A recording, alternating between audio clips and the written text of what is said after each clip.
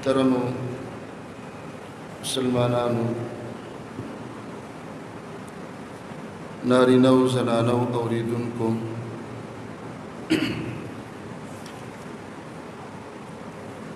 د نبی کریم صلی الله علیه و آله وسلم شمائل او د رسول الله علیه الصلاۃ والسلام خسته اخلاق خيونه ظاهری جمال باطنی حسن ډول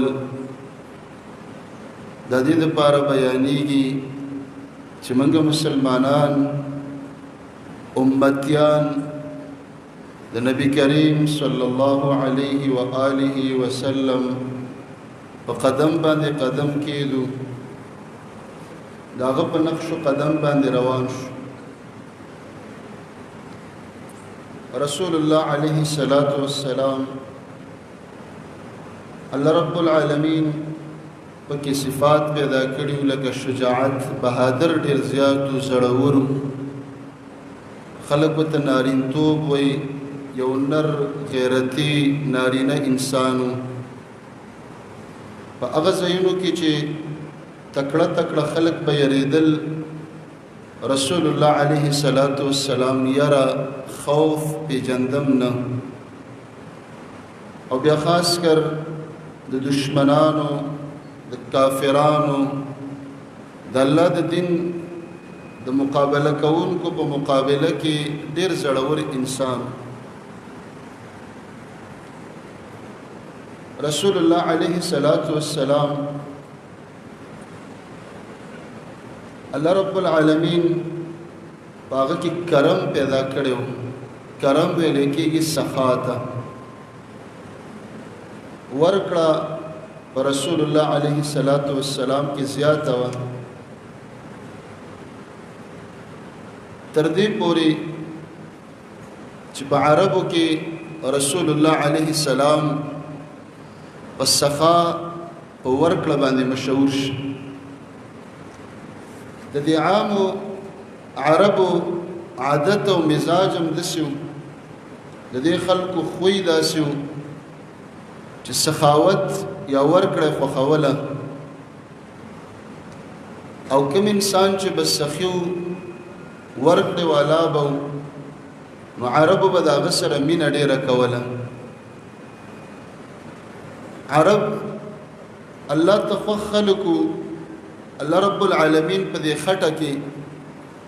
او په دغه قوم کې نبی را لېږه نو سره د کفر نه چې هغوی کافرانو خو بعضې خویونه او بعضې صفات په عربو کې الله اوچت اوچت پیدا کړي. نو رسول الله علیه السلام د ټولو عربو نه ډېر سخي انسان په عربو کې یو سخي تیر شوی و اگر چې هغه کافر او مشرک و خو د هغه د سخاوت په قصې کېدلې حاتم الطائي د هغه یو بچی دی بیا وروسته مسلمان شي عدي ابن حاتم الطائي رضی الله عنه. حاتم الطائي د عربو مشهور سخي و خو د هغه سخاوت داسې و چې هغه سره مال و هغه سره روپۍ وي د هغه سره څاروي وو سخاوت به کو او محمد رسول الله علیه السلام هغه سخی انسانو چې په غربت کې سخاوت کړی دی بلکې ډیر ځلې داسې سخاوت کړی دی چې غریب له ورکړه کړی دا او روپۍ وسره نوي صحابي ته ویلي دي ته مال قرض راکړه زه به بیا درکم خو چې د محتاج له ورکړي. داسې سخیان په دنیا کې نه پیدا کیږي چې په خالی لاس او په خالی جیب باندې او قرض راوالی او بل مسلمان ته ورکړي. دا سخاوت په من کې او په انسانانو کې نه او انسان خسته کیږي په سخاوت باندې. دا یو ډولي صفت دی. رسول الله علیه السلام فرمای السخی قریب من الله. کم انسان کی چې د ورکړې ماده ورکړه د دې ورکړې دا مطلب نه چې سړی به کروڑپتی هغه منګه یادو د ورکړې دا معنا نه چې یو سړي سره به میلیونونه روپۍ پیدا شي او هغه به سخي جوړېږي د ورکړې دا معنا نه چې د یو سړي به په هر ښار کې لس لس بنګلې وي او سخي به ترې جوړ شي سخاوت په زړه کې یو صفت دی په زړه کې یو خوی دی محمد رسول الله علیه السلام هغه سخیو چې مبارکه خېټه پورې د ولګې نه تیږې تړلې او کاڼي تړل خو رسول الله علیه السلام په زندګۍ کې مسکین تش لاس او خالی لاس نه دی واپس کړی سخاوت معنا دا نه چې انسان سره روپۍ د حد نه ډېر شي او بې حسابه شي رسول الله علیه السلام فرمایي سخی انسان ورکړې والا انسان دا الله ته قریب شي رسول الله علیه السلام وقریب من الناس انسانانو په زړونو کې داسې انسان ځای پیدا کوي هغه عرب یو متل کوي الانسان عبد الاحسان انسان د ورکړې او د احسان بنده جوړېږي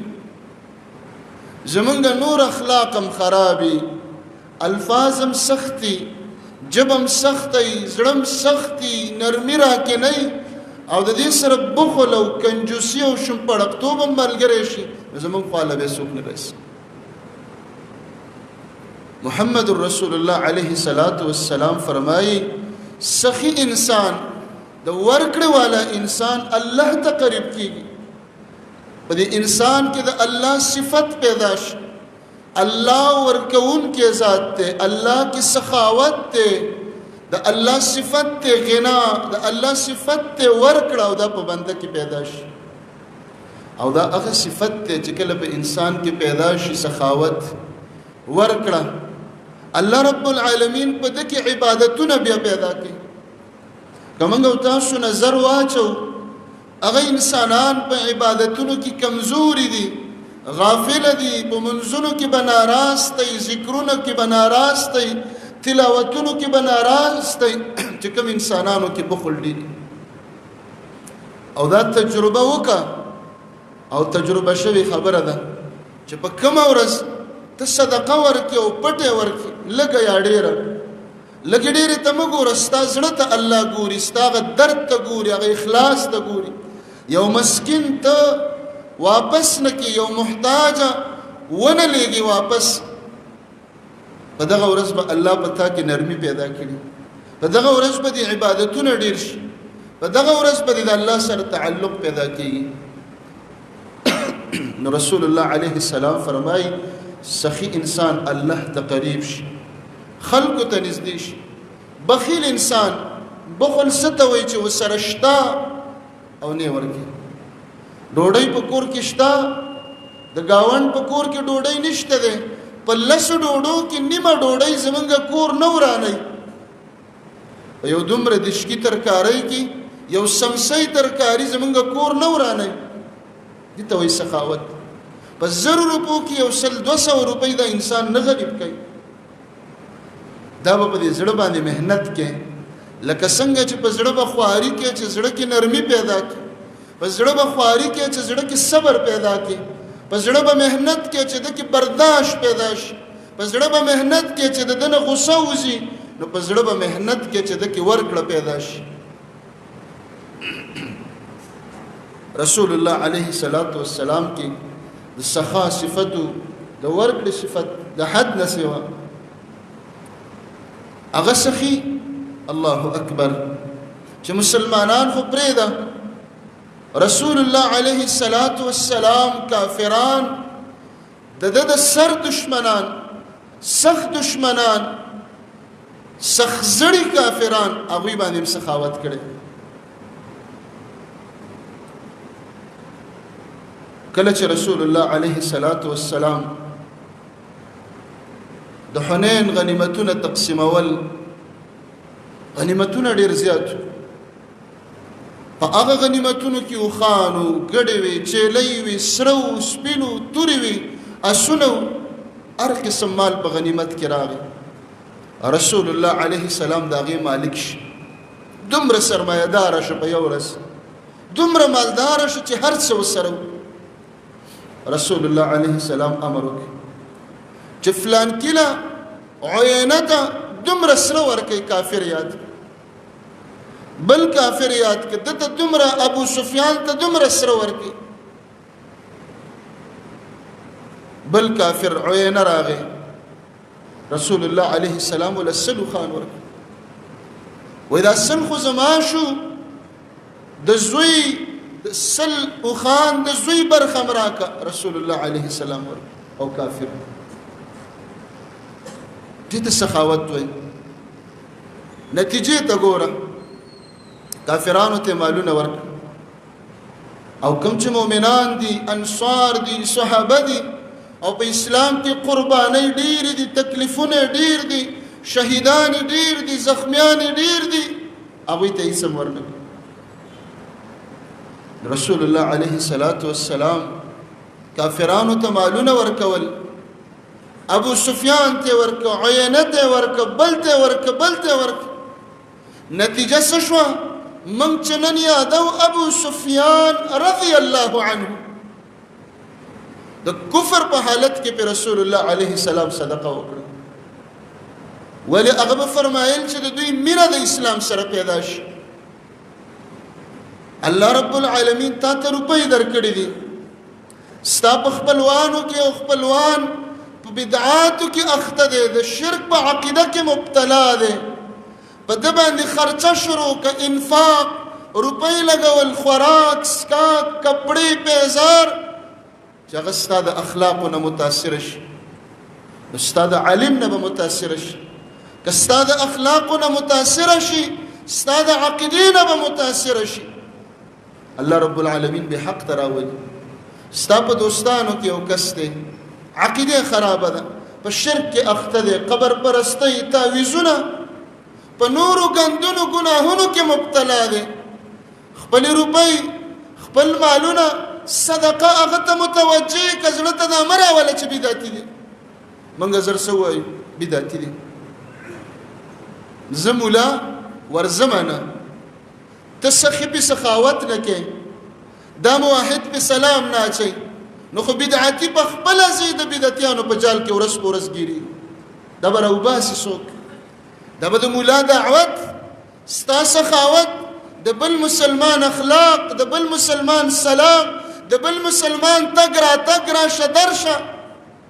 خپل ځان ته وګوره. داسې ورځې په ما او تام تېرې شوې وي چې حق هم نه پېژندم، داسې ورځې په موږ تېرې شوې وي چې په بدعاتو کې اخته وو. د چا اخلاقو به دلته راوستي، د چا سخاوت، د چا نرمۍ، د چا خبرو، د چا تګ راتګ به الله رب العالمین زمونږ په خیر تمام کړي. رسول الله علیه السلام به فرمایل چې زه دې خلکو ته مالونه ورکوم اتألفهم علی الاسلام، چې د اسلام سره د دوی مینه او الفت پیدا شي، محبت پیدا شي. تالیف القلوب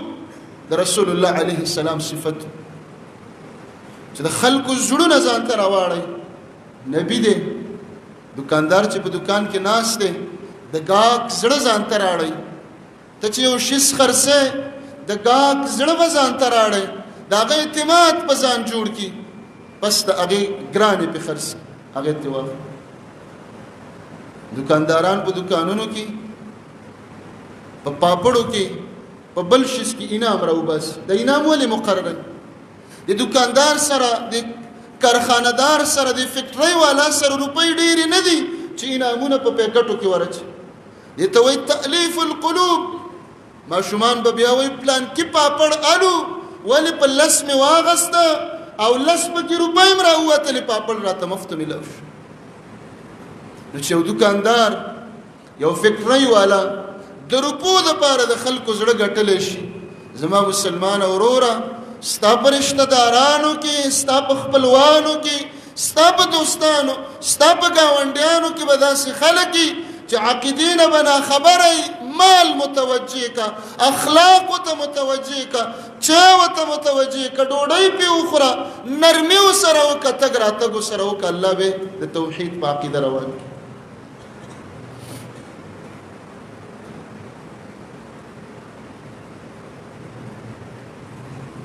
انس بن مالک رضی الله عنه فرمایي و رسول الله علیه السلام نه چې چا کلم سوال کړی دی چې سراک مسکین سوالګر محتاج چې وته ودرېدل رسول الله علیه السلام په زندګۍ کې محتاج سوالګر غختون کې خالی لاس نه دی واپس کړی که به ورسره نه وته به ویل سبا راشه یا 15 ورځې پس راشه خو محروم یې څوک نه دی واپس کړی نامراده رسول الله علیه السلام یو ورځ ناست یو سړی ورته راغی یا رسول الله علیه السلام او کافر یا محمد مال سراک محتاج ما فقیر ما ضرورتمند ما سراک وی رسول الله علیه السلام فأمر له بشاء كثير بين جبلين من شاء الصدقه د غنیمت ګډي چيلې وي د زکات ګډي چيلې وي د دوو غرونو په منځ کې او دره کې ولاړ وي د غرونو منځ د هغه سر نه دې سره پورې دا دره د چيلې نه ډکو د ګډو نه ډکو رسول الله علیه السلام ورته فرمایي چې د هغه سر نه والا هغه سره پورې دا ټولي ګډې او چيلې ستاسو او سړی کافر دی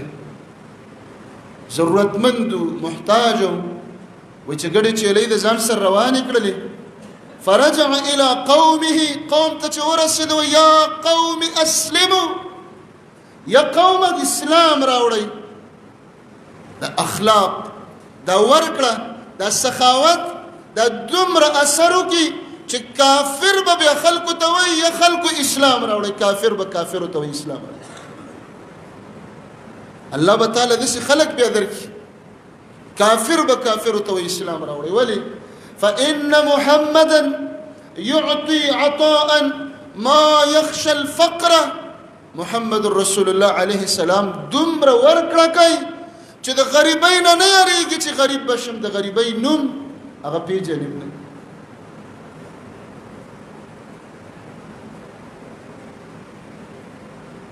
ډېر خلک به اسلام ته چې راله اول کې اراده به د روپو وه په لالچ به راتلل چې دا محمد ورکړه که یو سخاوت کوي د روپو په نیت به راله نیت به د روپو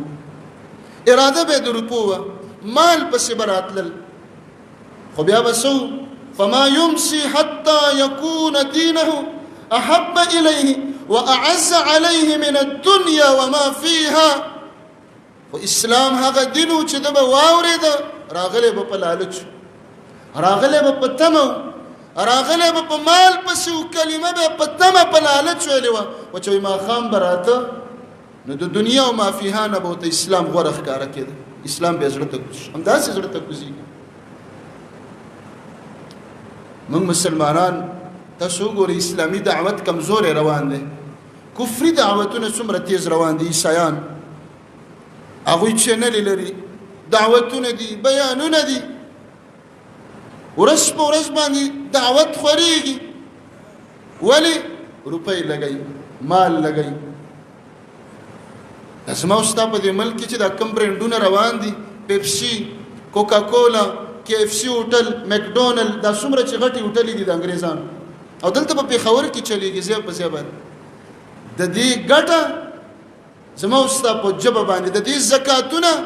د اسرائیلي کمپنۍ علي او په اسرائیلي فوجیانو باندې لګي د اسرائیلي فوجیان چې کوم مړه شي د هغوی کونډو یتیمانانو له ورکوي د هغوی په زخمیانو یې لګي نو موټه اسرائیل هغه غالبه دي کامیاب دي او په کروڑونو میلیونونو مسلمانان 53 ملکونه د مسلمانانو هغه شکست خورده دي مالونه نه لګي چې ستا په روپۍ او زما روپۍ په اسلام ونه لګېدله الله رب العالمین خو د اسمان نه روپۍ نه راغورځوي که داسې د رسول الله علیه السلام خوی و سخاوت رسول الله علیه السلام ولاړو صادرې په غاړه باندې چې راغی رسول الله علیه السلام ته لاس ور واچو نبی علیه السلام به اکثره صادر اچو داسې ځکه کمیس به ډېر لږ استعمالو لاندې به لنګو د پاسه به پې صادر صادر تراغ کنو دا صادر داس را بند شي دا غاړې را بند شي او د صادرو دا غاړې دا ډبلي موړې ډبلې هغه باندې چې تراغ کا د رسول الله علیه السلام دا سترګې مبارک راوتل او سای بند شو او په دې غاړه کې او په دې ورمې کې د رسول الله علیه السلام سره موړې جوړ شو پټي پکې جوړ شو یا رسول الله علیه السلام دا صادر مال راک صحابه را منډک نبی علیہ الصلوۃ والسلام هغه ته جواب په غوسه نه ده په سختۍ نه ده مسکه شو او صحابه ته ویل مال یو صادر راکړي دا غوینه صادر واغست په خپل غاړه واچو او دغه صادر هغه باندې چي ته د صرف د دعوت لپاره کېدل د اسلام لپاره کېدل د دین لپاره کېدل ځکه به کافرانو ویل چې اسلام راوړي محمد ورکړه کوي زمونږ جماعتونه وګوره ولې کندر شو د مدرسو حال وګوره ولې ورځ په ورځ کمزوري دي د هغې وجه دا د مسلمان مال نه لګي په دې وطن کې په قادیانیت پابندي ده چې قادیانیت دا جرم دی دا کفر دی د پاکستان قانون دا خبره پاس کړې ده قادیانی قانوني کافر دی شرعي هم کافر قانوني هم کافر دی قادیانیت داسې جرم دی لکه چرس او پوډر په لاهور کې د قادیانیانو مساجد کلاو دي په اسلام آباد کې کلاو دي ښکاره پې لیکلي دي مسجد احمدي فرقه ولې قانونو ته کفر وایي په قانون کې پابندي ده پې خو چې روپۍ لګوي مالونه لګوي کل عام دعوت روان دی رسول الله علیه السلام په دې اسلام باندې خپل روپۍ ولګول کله چې مدینه منورې ته راغی د مسجد نبوي د ځمکې اخیستله دا د یو دوه یتیمانانو هلکانو رسول الله علیه السلام راوغوښتل هغې وایي یا رسول الله علیه السلام بس دا زمونږ ځمکه ده مونږ دله فري درکړه رسول الله علیه السلام ورته فرمایي نه ساوموني ما سره نرخ وکړئ قیمت را سره وکړئ زه په پیسو رسول الله علیه السلام پکې روپۍ ورکړي چې کله هجرت کوو ابو بکر ورته راغی وایي دوه اوښان مې ساتلي دي یو ستا یو زما رسول الله علیه السلام ورته فرمایي بالثمن د دې یو اوښ روپۍ به زه درکوم ولې چې په هجرت کې زما روپۍ ولګېږي مال ولګېږي رسول الله علیه السلام صفت و سخاوت په بدر کې قیدیان ونیول کافران په دې کافرانو کې د رسول الله علیه السلام تر عباس قیدی شي عباس په زړه کې مسلمان دی په پټه مسلمان دی خو په ظاهره د کفر سره مرګره راغلی دی کافرانو سره راغلی د اسلام خلاف راغلی دی او په زړه کې مسلمان په پټه صحیح مسلمان دی مؤمن خو ښکاره د کافرو په لښکر کې راغلی دی ولې په مکه کې لښکر کشي وه اعلان وشو چې ټول به راوځي دا هم پکې راووت مجبوري ونه شو پټېدلی چې راغی مسلمانانو ونیو څنګه چې نور کافران قید و دیم قید شي نو د کافرانو نه فدیه اخیستله جرمانه د روپو په بدل کې پرې غوښتل نو عباس رسول الله علیه السلام ته وایي چې تا ته خو پته ده یا زما وراره زه مسلمان یم زه مؤمن یم خو د مجبورۍ نه د دوی سره رالم رسول الله علیه السلام ورته فرمایي چې پیسې ورکه که ستا په زړه کې رښتیا ایمانی خو الله به د دې پیسو ښایسته بدله درکوي چې کمې د نه موږ الو د دې نه به ډېرې درکړي ته ظاهره کې د کفر په مرګرو کې راغلی تا نه به موږ جرمانه جرمانه ته واغستله الله رب العالمین قرآن کریم کې پکې آیات نازل کړي د عباس په باره کې آیات نازل شي یا ایها النبی قل لمن فی ایدیکم من الاسرى ان يعلم الله في قلوبكم خيرا دې قیدیانو ته ووایه عباس هم پکې دی که ستاسو په زړونو کې ایمانی یؤتکم خیرا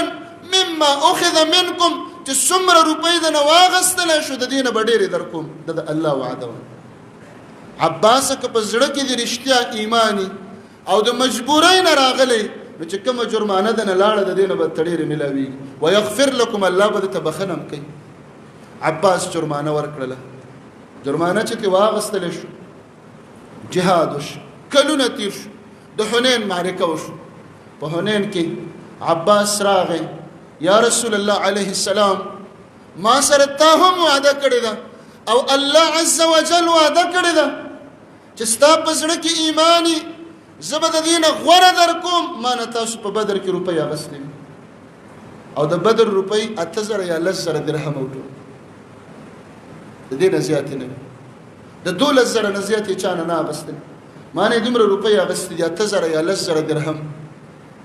اوس د حنین غنیمت راغلی د مال پکې مال راکړي رسول الله علیه السلام ته فرمایي د غډېرې لګېدلې د روپو د درهمو د دې نه ځان له پیسې والا عباس لاړه د کور نه بوجۍ راوړله او هغه بورۍ روپو ته ولګول او ډکې کړه رسول الله علیه السلام ته ګوري عباس د روپو نه بورۍ ډکوي چې ډکې کړله اوچتولی نه شو ځکه خو سکې وي د چاندي روپۍ وي نو رسول الله علیه السلام ته وایي یا رسول الله علیه السلام دا بورۍ خو لږه راوچته کړه چې په شا یې کړم او کور ته یوسم نبی علیه السلام ورته وایي نه زه خو یې نه در اوچتوم وایي دې صحابهو کې چاته ووایه چې راوچته یې کړي نبی علیه السلام ورته وایي نه صحابه به هم نه در اوچتوي دومره به وړې چې څومره وړلی شي انسان کې حرص ډېري انسان خو نه مړي هغه لګیا شه کمې یې تکړې کمې یې تکړې نو دومره پرېغوستې چې د زور د پاسه اوچتې کړې وای هغه بورې چې د په شا کړل او داسې روانو وای رسول الله علیه السلام د مسجد دروازې پورې دته کتلې او مسکې کنجوسي نه وه چې کمې کا تا خو 10000 ورکړې وي او عربو یو سړي به چې زورور به او تکړه به او 40,000 درهم یې له اوچتولی شي نو د 100,000 او د 8,000 په بدله کې 40,000 او د دې نه زیاتې ورته میلاو شوې او د قرآن او د الله وعده رښتینې شوله چې یؤتکم خیرا مما اخذ منکم چې کمې د نه لاړې د دې نه به ډېرې درکړو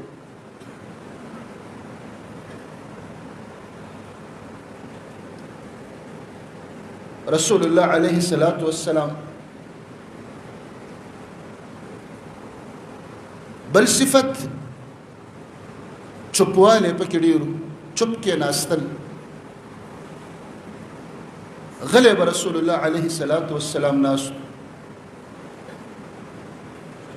ډېرې خبرې به نه کولې دا چپوالی چې کله موږ او تاسو وایو زمونږ دا ذهن داسې جوړ شوی دی چې کم سړی په مجلس کې چپ ناست غلی ناست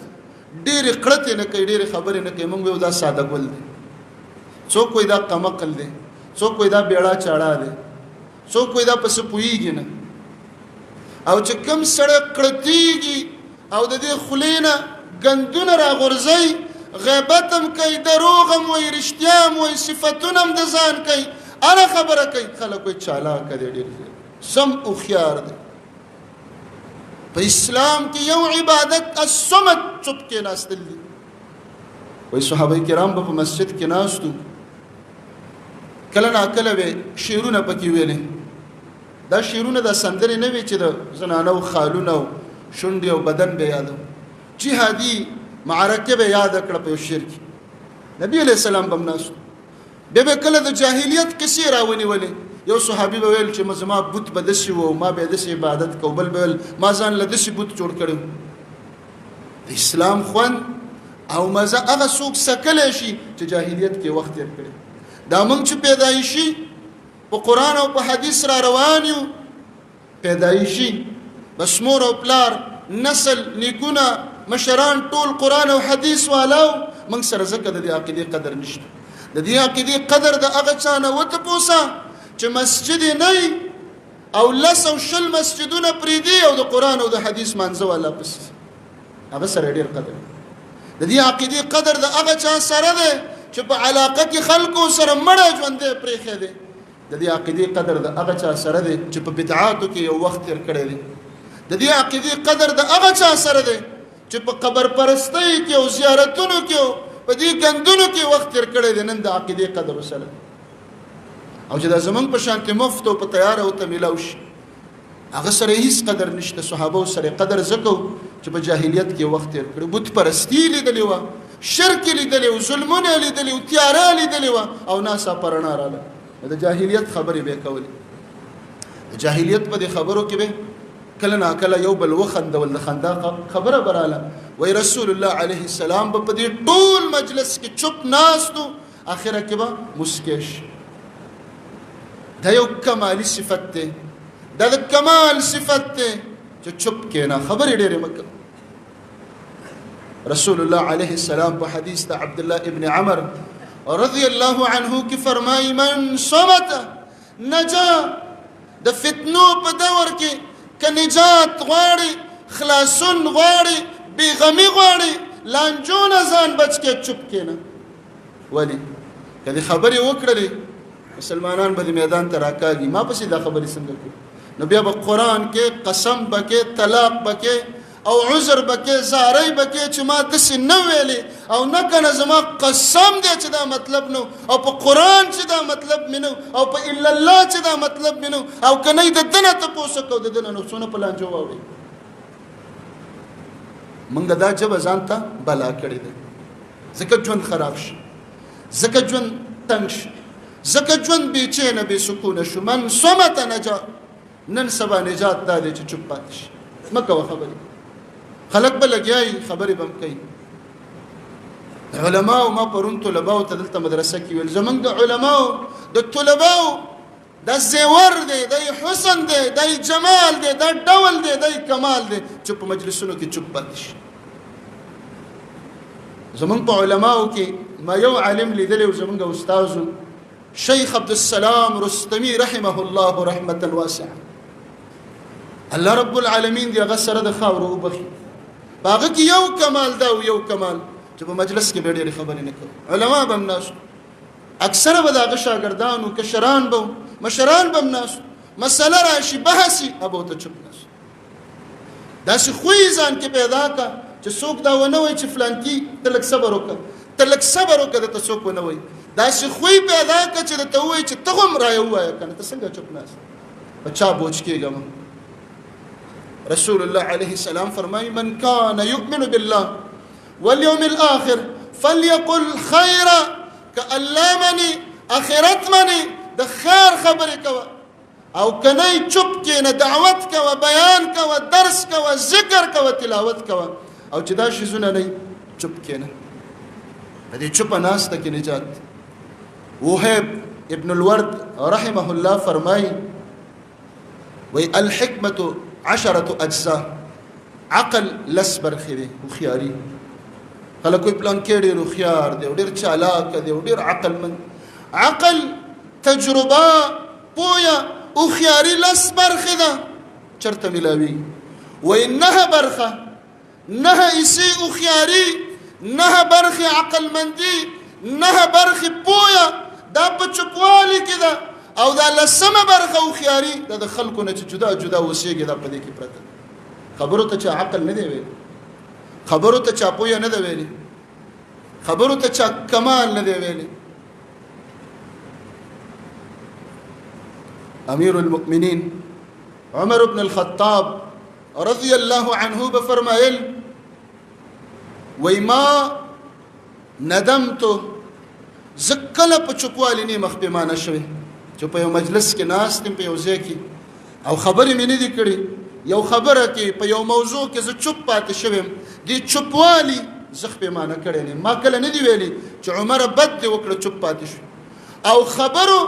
چې په ډېرو ځایونو یا په ډېرو موضوعګانو کې مې کړې دي خبرو پیمانه کړم چې دا خبره دې ولې کوه هغه فلانکي ځای کې دې ته څه ضرورت و چې دا دې یو ځلې چې د چا زړه مات شي بیا دا خبره چې زه معافي غواړم بیا دا خبره چې عذر پیش کوم بیا معذرت بیا ایم سوري دا فایده نه ورکوي ولې درس خو دې راوست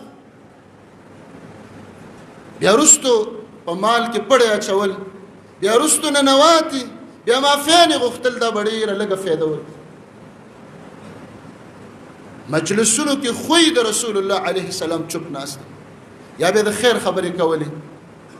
او یا به چوپ کې ناست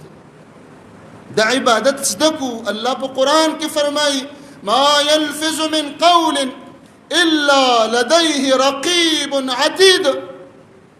و انسان د خولې نه به خبره لراوتې نه وي څوکیدار ملائک ناست دی لیکل کوي وان علیکم لحافظین کراما کاتبین یعلمون ما تفعلون کراما کاتبین ملائک در سره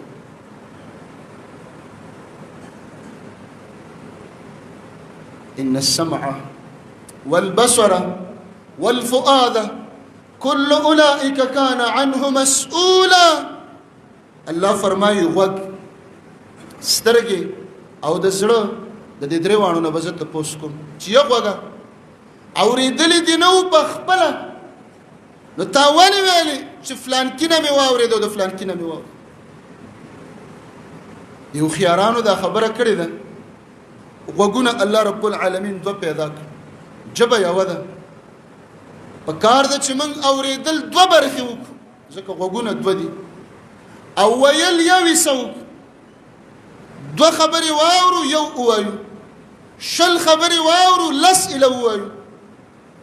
ځکه د دې غوږ خپل حق دی برخې ده د دې خپل موږ د ژبې کار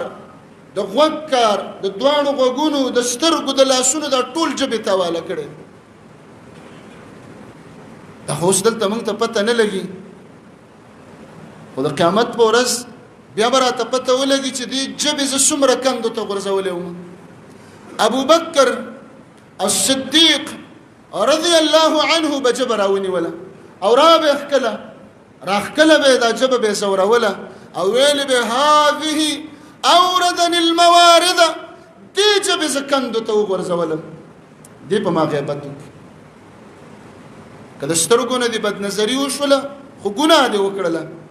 نیکۍ به دې ختمې نه شي خو ګناهګار شو که په غوږ دې ګانه بجانه واورېدله نیکۍ دې نه ختمېږي خو ګناهګار شولې که د لاسه دې ظلم یا قتل وش خو ګناهګار شولې که غلا دې وشوه ګناهګار شوې خو د ژبې ګناه غیبت یا تهمت یا الزام یا بدنامه یا د چا سپکه هغه ګناه ده چې هم ګناهګار شولې او هم به د نیکۍ بل چاته میلاویږي نیکۍ دې ختمېږي حدیث د معاذ رضی الله عنه د په سفر کې د رسول الله علیه السلام سره دی او نبی علیه السلام پس شاته په سورلۍ ناست نبی علیه السلام معاذ ته وایي یا معاذه د خیر دروازې د تخیم روجي نیسه بیا ورته وایي صدقه ورکوه په صدقه د الله غوسه مړه کېږي بیا ورته وایي تهجد کوه بیا ورته وایي بنده الله ته د شپې ډېر نږدې کېږي دا د خیر کارونه ورته وایي جهاد کوه دا یې ورته وښودل دا د خیر د نیکیو کارونه ورته وښودل نو بیا ورته وایي الا ادلک یا معاذ على ملاك ذلك كله یا معاذ د دې ټولو نیکیو د دې ټولو اعمالو ساتونکې بچکونکې درته درخیم چې تا سره پاتې شي ډېرو خلکو نیکۍ وکړلې خوروای چولې د بل چا په عملنامه کې خواري ده وکړه مونځ ده وکړه اودس ده وکړه حج ده وکړه عمره ده وکړه خو چې د بل غیبت یې وکړه د هغه په عملنامه کې ور واچوه رسول الله علیه السلام ځکه هغه ته فرمایي چې زه تا ته د دې نیکیو بچ کوونکی وښیم چې دا بچ پاتې شي ستا په کنټرول کې پاتې شي وی رسول الله علیه السلام فاخذ بلسانه محمد رسول الله علیه السلام خپله ژبه راونیوله او یې راته ویل کف علیک هذا دا ژبه بنده که د دې حفاظت وکړه وی ما ورته ویل انا لمؤاخذون بما نتکلم په خبرو به الله موږ نه تپوس کوي قتل خو مې نه دی کړی مړه خو مې نه دی کړی په خبرو لکه موږ هم زر دا وایو یاره خبره مې درته وکړه که نه خبرې ته دې کتلي دي بعضې خبره د تورې نه ډېره تېری ګورې ډېر پرهرونه پرېږدي جراحات السنان لها التیام ولا یلتام ما جرح اللسان هغه د تورو وهلی شوي جوړ شو خو د ژبې چې چاته پیغورونه ورکړی شوي دي هغه ډېر وخته پورې هغه زړه نه بیا نه وځي نو دی ورته وایي چې په دې ژبه به الله موږ رانیسي په دې خبرو رسول الله علیه السلام ورته فرمایي ثقلتک امک معاذ مور دې پوره مشه ته لا وایې په خبرو به الله موږ رانیسي وهل یکب الناس فی النار على مناخرهم الا حسائد السنتهم. یا معاذ انسانان چې جهنم ته الټا په نسکورې پړمخې چې پوزې ولګي دا الټا او نسکورې چې غورځوي دا ژبې غورځوي د ژبې د لاسه جهنم ته نسکور روان دي. یو کمالي صفت رسول الله علیه السلام چوپ پاتې کېده ډېرې خبرې نه کول واوره عقل پویا تجربه په اورېدلو راځي او چې د هر مجلس تاڼهدار دی او د هر مجلس ټیکهدار ما او تا جوړېږو بل به خبره راوالي موږ ته ستا خبره مې ونیوله یا مسلمانه تر څو پورې به موږ د خلکو خبرې نیسو پرېږده چې ته د زړه بړاس ویستلی شي چې دا بلې مو باسي دا حق نه لري دا خوی د ځان نه لري کو دا پیغمبري خوی نه دی دا مسلمان هم حق لري چې خبرې وکړي دا هم حق لري دا بل هم حق لري دا د رسول الله علیه السلام دننه حسن په دې انسان ډولي شي ښایسته شي چې چوپ ناست د چوپ دا معنا نه ده چې حق به نه وایو ځکه چې اوس ملا چوپ شي ملا چې چوپ شي او باطل ویني ناروا ویني ګناه ویني غلطه ویني منکرات ویني او چوپ شي دته شریعت شیطان اخرس دته ګونګ شیطان د خبرو په ځای کې خبرې وکړه باطل دی ولید غلطه دی ولید ناروا دی ولید ته صحابه کرام ته وګوره چې چا به د بل غیبت شروع صحابه برادانګلي وته به ویل بئس ما قلت بد خبره دی وکړه مسلمان په غیبت نه په دغه ځای کې وکړتیګا په دغه ځای کې وګړېګا په دغه ځای کې خبرې وکوس مسلمان پس تهمت لګي الزام لګي بدنامه لګي راودانګه نه نه نه ما پکې دا نه دي مو یا دا چا ویلي ما ویلي تا ویلي مانځه ته څوک نه باسي بچي دي هغوی ته غوسه وکړه د خبرو ځای دی غلط کار چا کو هغه ځای کې وینا وکړه خو هسې په مجلسونو کې خبرې د کوسلې او بیا د دروغو خبرې او بیا خلک خندول بیا منکرات بیا فحشا او بیا د زنانو خبرې بیا د عورتونو موږ په خپله لګیا یو خپلې نیکۍ روزانه رالو د بل په لمنه کې ورچو اقول قولي هذا واستغفر الله لي ولكم ولسائر المسلمين.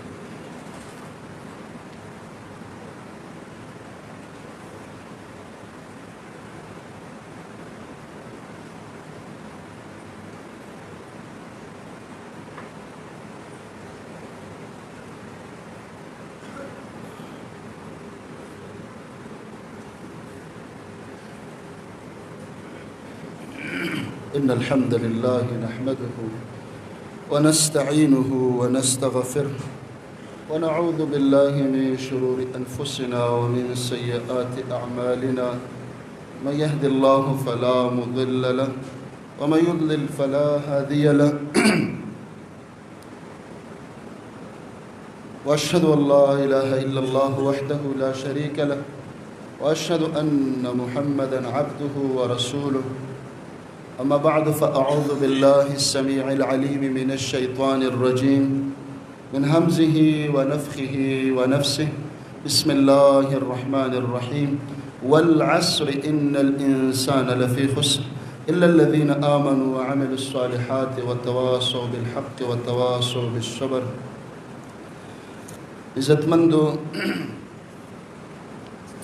دا ذوالقعدې میاشت هغه په ختمېدلو ده او بیا به د ذوالحجې میاشت هغه شروع شي د حج یا د لوی اختر تقریبا نن د دې میاشتې پنځویشتمه ورځ ده د ذوالقعدې او بیا دې پسې دا 11مه میاشت په اسلامي میاشتو کې بیا 12مه میاشت هغه د لوی اختر شروع شي. نو هغه ورونه او خویندې چې هغوی د قربانۍ اراده لري او د قربانۍ نیت یې کړی نو چې کله ذوالحجه را داخله شي بیا به هغوی ویښته نوکان دا نه کټ کوي دا نه کټ کول د هغوی دپاره افضل دي بهتر دي اجر دی پکې ثواب دی که چا نه کټم شي قربانۍ ته نقصان نه رسیږي نو ویښته او نوکان به د هغې نه مخکې برابر کړي تقریبا را روان منګل ورځ چې ده سه شنبه چې ورته وایي منګل یا د نهي ورځ چې کومه را روانه ده نن جمعه ده بیا هفته اتوار پیر منګل او تقریبا 27 مئی به جوړیږي هغه به د ذوالقعدې اخرنۍ ورځ وي 29مه ورځ به نو دا روان منګل د ورځې تر ماښامه پورې که څوک نوکان کټ کوي ماښام نه مخکې برید کټ کوي یا نور کوم ضروري ویښتانې زیر ناپ یا د ترخونو هغه لرې کولی شي شاید چې بیا د بت په ورځ اوله ذوالحجه شي ځکه دا موږ په امکان باندې وایو میاشت خو لا راختلې نه ده خو هسې په امکان باندې وایو کیدای شي دا میاشت دا روانه ده د 29 وي نو 9مه ورځ د ذوالقعدې هغه به د منګل په ورځ ختمیږي نو د منګل په ورځ را روان 9 په ورځ د ماښام نه مخکې چې د چا د قربانۍ اراده وي خپل ویښتان او خپل نوکان هغه کټ کړي بیا بت په ورځ شاید چې اوله ذوالحجه شي بیا د نوکان نه کټ کړي باقي چې د قربانۍ کوم مسایل یا د ذوالحجې هغه به را روانه هفته کې انشاءالله وایي زمونږ د مسجد یو ملګری دی بلال ورور د هغوی وروره مخکې ورځو کې وفات شوی او ورسره یو بل ماشوم هم لګېدلی و هغوی په کور کې لږ تکلیف سوا دی د صبر دعا ورته وکړئ چې الله رب العالمین هغوی ته صبر ورکړي او کوم ظالمانو دا ظلم کړی بس الله رب العالمین د دوی ته صبر ورکړي دې کور ته او داسې په ټولو مسلمانانو دی الله رحم وکړي یو قاری صاحب دی وایي د څو ورځو نه ورک دی الله رب العالمین دی را پیدا کړي او دا ذکر دی ډېر کېږي د کوم کور نه چې دا ورک شوی دی لا حول ولا قوة الا بالله العلي العظيم زمونږ مسجد یو ملګری دی حاجي صاحب محمد د هغوی د تره زوی پرون وفات شوی و د مغفرت دعا هغه ته مو کوي چې الله رب العالمین وبخي زمونږ د مسجد ته ملګری راځي زاهد حاجي صاحب د هغوی خپلوانو حاجي اخترګل دی مسجد ته به یې خطبې له راته او ما ته پرون حاجي صاحب ویلې تصویر یې راته رالیږلی و ډېر ځوان هلک وفات شوی دی او موږ یې د جنازې نه نه خبر نو د دعا درخواست دی دغه ورور ته په کور باندې غم ډېر زیات دی ځکه ډېر زیات ځوان واته بچي د هغه نه پاتې شوي دي او هارټ اټیک ورته شوي و دلته به جمعې مانځل هم راته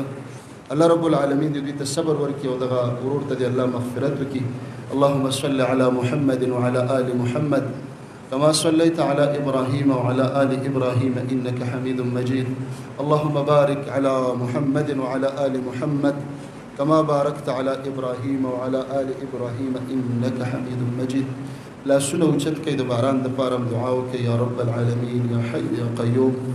يا ذا الجلال والإكرام الحمد لله رب العالمين الرحمن الرحيم مالك يوم الدين إياك نعبد وإياك نستعين اهدنا الصراط المستقيم صراط الذين أنعمت عليهم غير المغضوب عليهم ولا الضالين آمين الله رب العالمين من بعد د خیر د رحم بارانونه نازل کا الله ګرمي سیوا شوی د استاد طرف د استاد امر دی ستا حکم دی الله رب العالمین من باندې رحمتونه نازل ک اللهم اسقنا سقيا رحمه الله د رحم بارانونه نازل ک الله د قهر د عذاب د غر کېدلو د سیلابونو نه موږ بچو ساته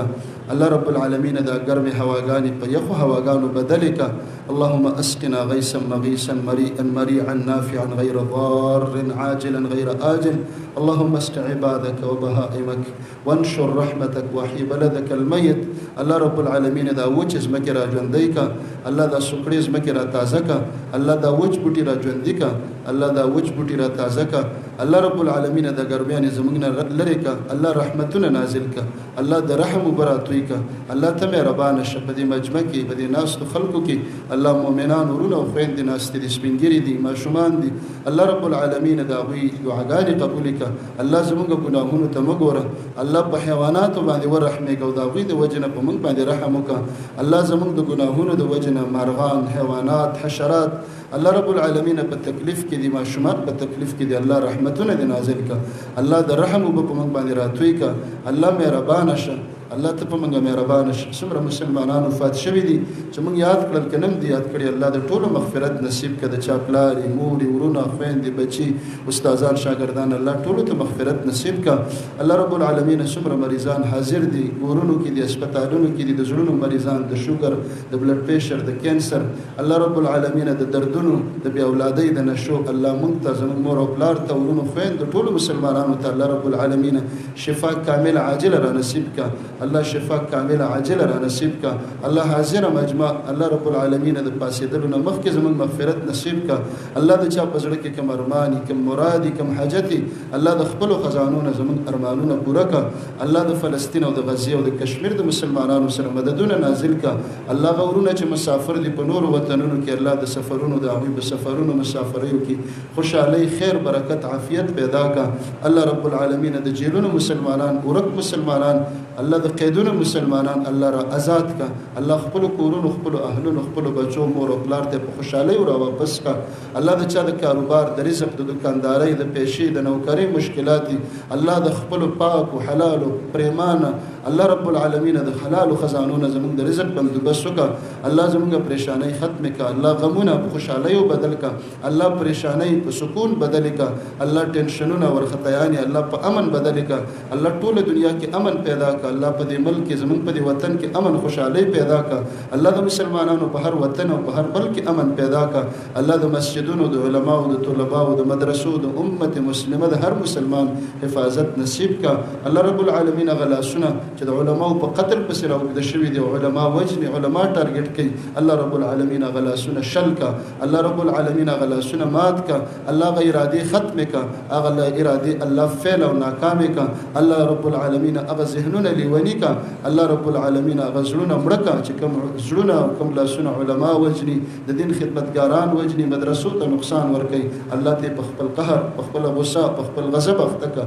الله مونږ او د امت ټول علما او طلبه او مسلمانان د هغوی د شر نه محفوظ کا الله د دنیا او د آخرت خیرونه راکا الله د شرونو افتونو تاوانونو جنگونو جګړو لانجو مصیبتونو بے شرمیانو رسوایینم الله رب العالمین په دنیا او آخرت کې بچ کا الله رب العالمین زموږ ناراضي او خوشاله شه الله نبوي اخلاق نبوي خوونه په موږ کې پیدا کا الله زموږ اخلاق خنه دي الله زموږ اخلاق خسته کا الله زموږ اخلاق سخت زموږ اخلاق نرم کا الله زموږ جبي سخت دي الله زموږ جبي نرم کا الله زموږ زړونو کې توحید او ایمان برقرار کا الله ایمان هم سلامت کا الله د فقر د فاقین هم بچ کا الله رب العالمین د مخلوق د درد مخلوق د محتاجین هم بچ کا الله د مدرسې د طلباو الله رب العالمین د مسجد حفاظت وکا الله دې سره چې څوک څه قسمه تعاون کوي پټي کوي ښکارې کوي حاضر دي غایب دي الله دنیا او آخرت خسته کا الله استادانو ته همت او توفیق ورکړي د شاګردانو د اصلاح الله شاګردانی څومره چې دلته شاګردان دي نارینه زنانه الله د وخت علما ته جوړ کا